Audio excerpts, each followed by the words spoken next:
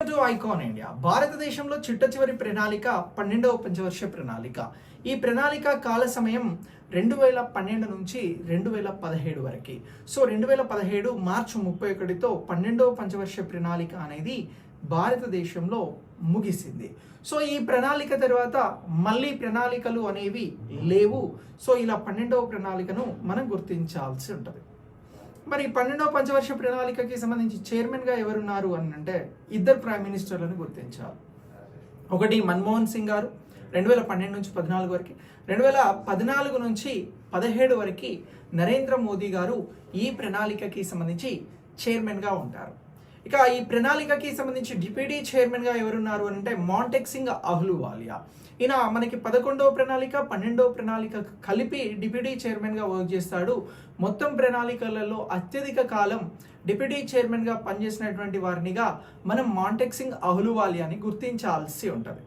మరి 12వ పంచవర్ష ప్రణాళికలో ఒక 25 ఇండికేటర్స్ని తీసుకోవడం జరిగింది. 25 ఇండికేటర్స్ ద్వారా దేశాన్ని అభివృద్ధి చేసేందుకోసం చర్యలను ప్రారంభించారు. సో ఇలా 12వ పంచవర్ష ప్రణాళికకి సంబంధించినటువంటి అంశాలను గుర్తుంచుకోవాలి. 12వ పంచవర్ష ప్రణాళికకి సంబంధించిన ప్రధాన లక్ష్యం ఏమిటి అని అడుగుతారు.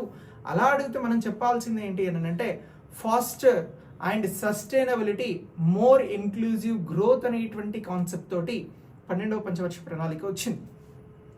ఏంటి సార్ ఈ faster and sustainable more inclusive growth అని అంటే వేగవంతమైనటువంటి అలాగే స్థిరమైనటువంటి సమ్మిళిత వృద్ధి అని అంటున్నాం. మరి ఇక్కడ సమ్మిళిత వృద్ధి అంటే ఏంటి అనేది డౌట్ వస్తుంది.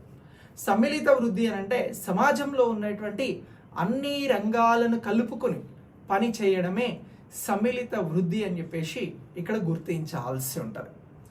మరి భారతదేశంలో ఈ సమ్మిళిత వృద్ధిని సాధించడం, వేగవంతమైనటువంటి వృద్ధిని సాధించడం, అలాగే సస్టైనబిలిటీ స్థిరమైనటువంటి విధంగా ముందుకు వెళ్లేందుకు 12వ పంచవర్ష ప్రణాళికలో ఏ రంగాలకి ప్రయారిటీస్ని ఇచ్చారు అని అడుగుతారు.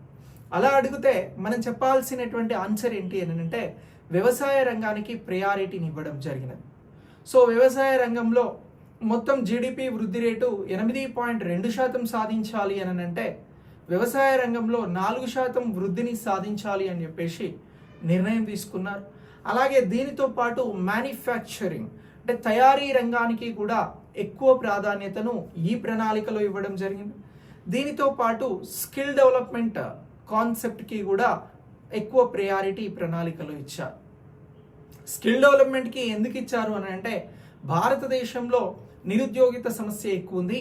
ఈ నిరుద్యోగిత సమస్యను తగ్గించాలి అని అంటే 5 కోట్ల మందికి 12వ పంచవర్ష ప్రణాళిక కాలం అంటే 2012 నుంచి 17 మధ్యన ఉపాధి కల్పన అందించాలి, ఉపాధి కల్పన జరగాలి అని చెప్పేసి 5 కోట్ల మంది కోసం ఇక్కడ స్కిల్ డెవలప్మెంట్ ప్రోగ్రామ్స్ని తీసుకోవాలి అని చెప్పేసి ఈ ప్రణాళిక ద్వారా నిర్ణయించడం జరిగింది. సో ఇలా ఈ 12వ పంచవర్ష ప్రణాళికలో అన్ని అంశాలకి మానవ సమాజానికి కావాల్సినటువంటి అన్ని అంశాలకి ప్రాధాన్యతను ఇస్తూ ముందుకు వెళ్ళారు. ప్రధానంగా ఇక్కడ ఎకనామిక్ గ్రోత్కి ప్రయారిటీ ఇచ్చారు. అలాగే భారతదేశంలో ఉన్నటువంటి ఎంప్లాయ్మెంట్ అలాగే అన్ఎంప్లాయ్మెంట్ పావర్టీ ఈ అంశాలకి ప్రయారిటీని ఇవ్వడం జరిగినది. దీంతో పాటు ఎడ్యుకేషన్కి ప్రయారిటీని ఇచ్చినారు. అలాగే దీంతో పాటు హెల్త్కి ప్రయారిటీని ఇవ్వడం జరిగింది. హెల్త్లో MMR IMR infant mortality rate, maternity mortality rate తగ్గించడం, అలాగే ఫెర్టిలిటీ రేట్ని కంట్రోల్లో ఉంచడం ఇలాంటి అంశాలకి ప్రాధాన్యతనివ్వడం జరిగింది. వీటితో పాటు ఇన్ఫ్రాస్ట్రక్చర్ మౌలిక సదుపాయాల కల్పన చేయాలి అని చెప్పేసి భావించారు. నెక్స్ట్ వీటితో పాటు సర్వీసెస్ డెలివరీ అనేది ఉండాలి అని చెప్పేసి ఈ ప్రణాళికలో కాన్సెప్ట్ని డిజైన్ చేయడం జరిగింది. వీటితో పాటు మరొక అంశం ఏంటి అని అంటే ఎన్విరాన్మెంట్ సస్టైనబిలిటీకి కూడా ప్రాధాన్యతనివ్వడం జరిగింది. సో ఇక్కడ ఈ ప్రణాళిక కాలానికి సంబంధించి ఎవ్రీ ఇయర్ 10 లక్షల హెక్టార్లలో అటవీ భూములను పెంచాలి అని అన్నారు. కాలుష్య నియంత్రణ చేయాలి అని చెప్పేసి నిర్ణయించడం జరిగింది.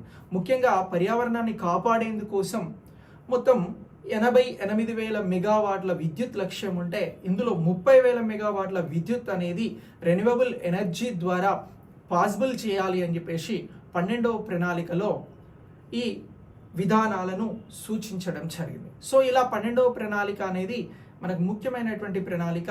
దీనికి సంబంధించి మనం ఇవన్నీ అంశాలను గుర్తుంచుకోవాల్సి ఉంటుంది. ప్రీవియస్ ఎగ్జామ్స్లలో దీని మీద బిట్స్ అడిగారు. సో ఇక 12వ పంచవర్ష ప్రణాళికకి సంబంధించి వ్యవసాయ గ్రోత్ రేట్ అనేది, వ్యవసాయంలో గ్రోత్ అనేది 4% సాధిస్తే, అలాగే ఈ ఏదైతే తయారీ రంగం ఉంటుందో ఇందులో 9.1% పారిశ్రామిక రంగానికి సంబంధించి గ్రోత్ సాధించాలనుకున్నారు. అలాగే సేవల రంగానికి సంబంధించి 10.1% గ్రోత్ని సాధించాలి అని చెప్పేసి నిర్ణయించడం జరిగింది.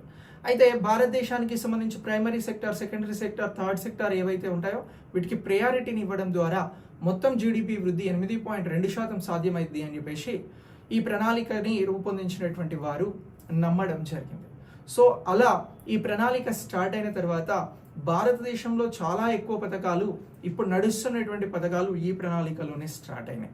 ఎగ్జాంపుల్ మాట్లాడాల్సి వస్తే బేటీ బచావో బేటీ పడావో, దాని లేదు అని అంటే make in India, Sansad Adarsh gram Yojana. So ఇలాంటి చాలా పథకాలను ఈ ప్రణాళికలో ప్రారంభించారు. ముఖ్యంగా బ్యాంకింగ్ సెక్టార్కి సంబంధించినటువంటి అభివృద్ధి ఉండాలి, బ్యాంకింగ్ సెక్టార్లో అందరికీ అకౌంట్స్ ఉండాలి అని చెప్పేసి జన్ధన్ యోజన అనేటువంటి స్కీమ్ని తీసుకొచ్చారు. ఈ ప్రణాళికలో 90% కుటుంబాలకి భారతదేశంలో బ్యాంకింగ్ సేవలను అందించాలి అని చెప్పేసి నిర్ణయం తీసుకుని ఈ బ్యాంకింగ్ సేవలు అందిన తర్వాత ప్రజలకి సంబంధించినటువంటి ఆధార్తో బ్యాంకింగ్ సేవలను అనుసంధానిస్తే ప్రభుత్వం ఇచ్చేటువంటి పథకాలు నేరుగా ప్రత్యక్షంగా ఎవరైతే బెనిఫిషియరీస్ ఉంటారో వారే పొందుతారు. దీని ద్వారా అవినీతిని అరికట్టవచ్చు, పథకాలకి సంబంధించినటువంటి అంశాలలో పారదర్శకత ఉంటుంది అని చెప్పేసి భావించడం జరిగింది. ఇలా 12వ ప్రణాళిక అనేది భారతదేశంలో చిట్ట చివరి ప్రణాళిక అని చెప్పేసి మీరందరూ గుర్తించాల్సి ఉంటుంది. సమాచారం నచ్చినట్లయితే వీడియోని లైక్ చేసి మీ ఫ్రెండ్స్కి షేర్ చేయండి. ఇది అందరికీ ఉపయోగపడేటువంటి సమాచారం. మీరు ఏ ఎగ్జామ్ రాస్తున్నా ఇక్కడ నుంచి బిట్ ఉంటుంది. Thanks for watching.